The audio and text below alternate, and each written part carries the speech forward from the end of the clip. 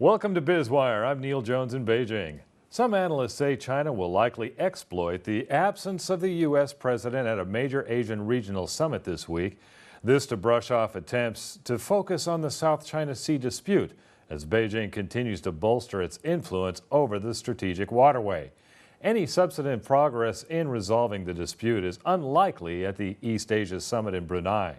But analysts say tensions between China and other claimants to the oil and gas-rich sea will likely linger.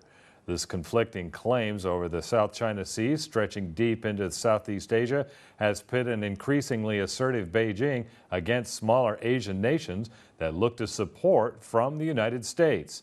The row is one of the region's biggest flashpoints amid China's military buildup and the U.S. strategic pivot back to Asia. Washington says it's officially neutral, but has put pressure on Beijing and other claimants to end the dispute through talks. It insists all parties refrain from force and do nothing to impede sea lanes that carry half the world's shipping.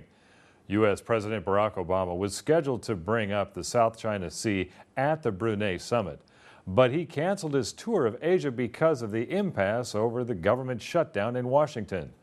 Secretary of State John Kerry represented him. Taiwan, Vietnam, Brunei, the Philippines, and Malaysia claim parts of the sea, but China says its territory is marked by a 9-dash line that encompasses almost all of the waters.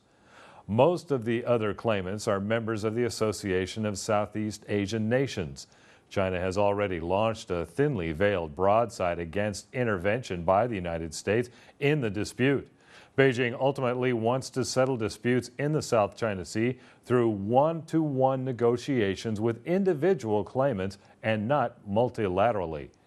It's a strategy that plays to China's strengths as an emerging superpower with a growing navy and substantial economic and trade leverage over many smaller Asian neighbors.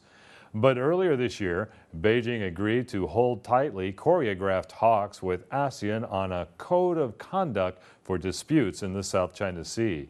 But with Beijing restricting talks to low-level consultations rather than formal negotiations, some diplomats say China may be giving the appearance of dialogue without committing to anything substantive. The Philippines, which has locked horns forcefully with China over disputed territory, says it had looked for support from its traditional ally Washington for substantial progress on the code of conduct. You're watching Biz Wire on Blue Ocean Network. All of our stories can be seen on the website BONTV/biz-wire. In just a second, we'll continue with more insight into the big picture of China's economy.